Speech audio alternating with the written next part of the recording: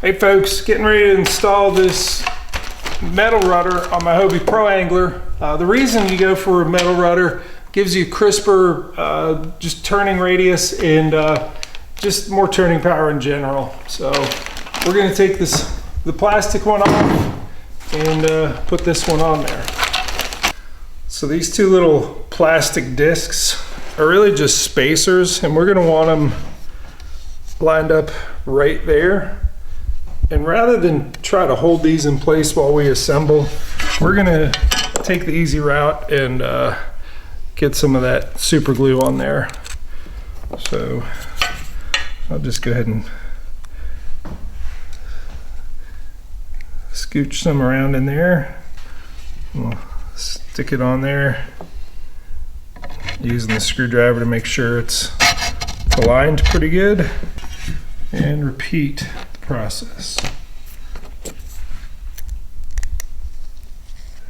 We got that aligned. I think I'm just going to leave that. I think I'm going to leave that in place and just. Yep.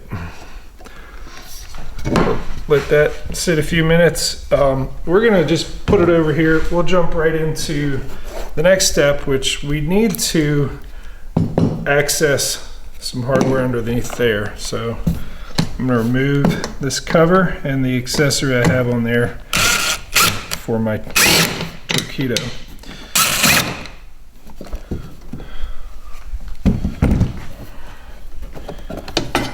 Okay, we're going to go after this center pin here, loosen that. I'm going to hold the rudder.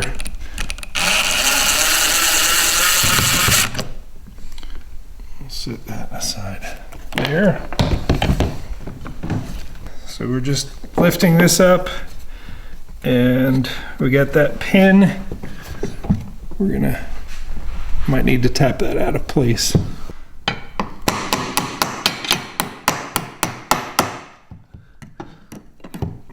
So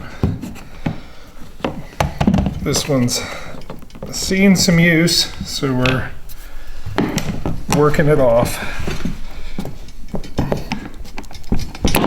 Okay, now that is just going to drop down here, and what this allows us to do is access all of this.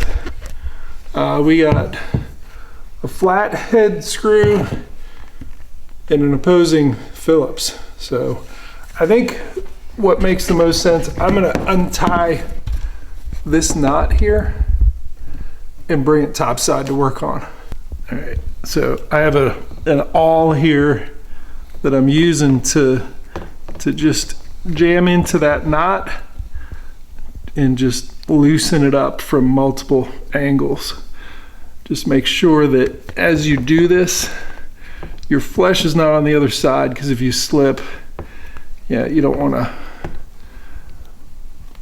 jam this into your own hand. That would make this installation take a little longer with a trip to the hospital. We got the flat on this side, and we'll do the Phillips here on the other.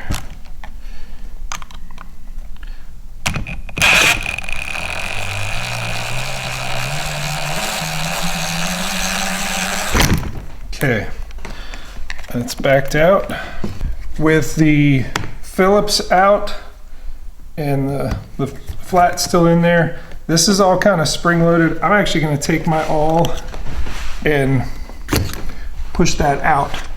So that collet, as soon as it comes out, this is all going to lift in one direction. So I'm going to try and keep it compressed and make note of which way the spring was in there. Okay, it's trying to push back this direction. Yep. And look down in there. Look at that spring.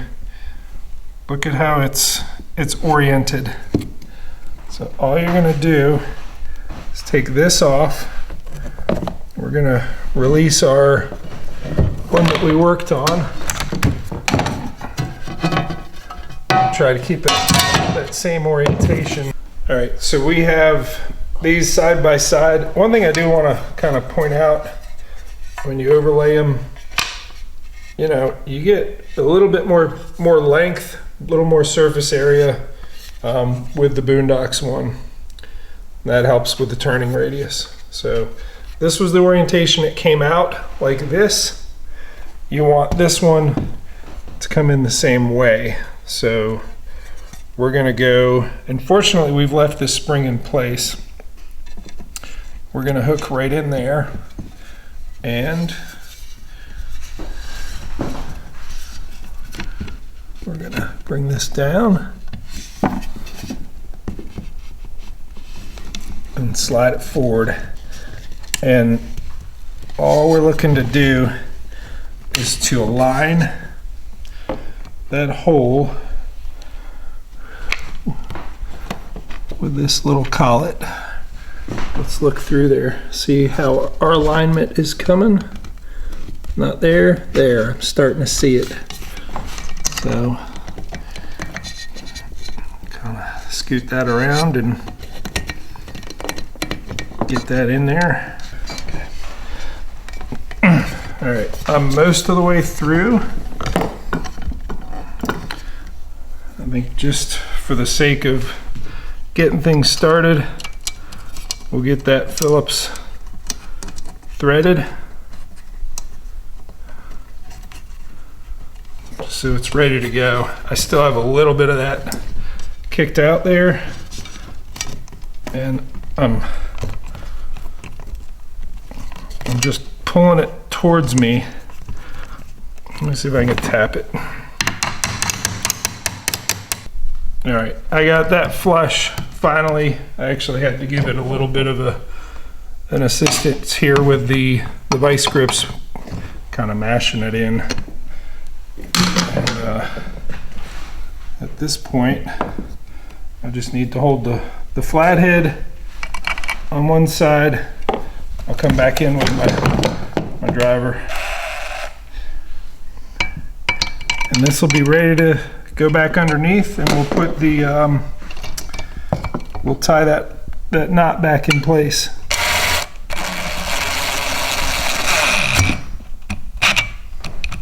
All right, that'll work. So you do want to check to make your spring is in a happy position, and this one is. It's doing its job. The way this came from the factory, it looked like it was just 2 overhand knots. So I will replicate that. All right, so let's push that up through there. It's got a little collar there, and we'll go to the top side. We'll let that sit down. We're gonna need our pin in here. I'm holding the rudder up on the bottom and pushing in here. And now that that's through, we're good. It's gonna be a little bit offset towards the back to match this. Right. Actually, this way, offset. Okay. That looks like it's seated down there. We'll go ahead and replace this center screw.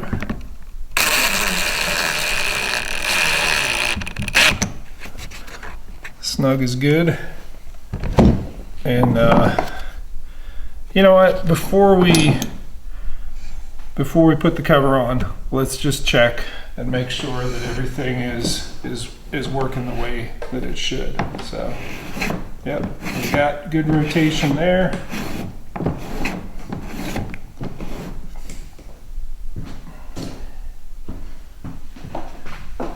And the rudder line, yep, is doing what it needs to do. Let me center that first.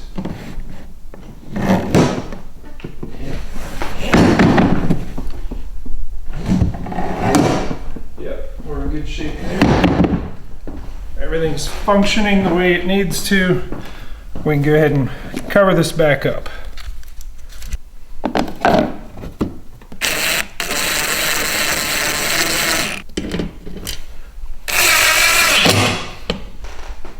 Okay, that's it. I'll enjoy nice, crisp steering with my metal Boonedox rudder. Thanks for watching.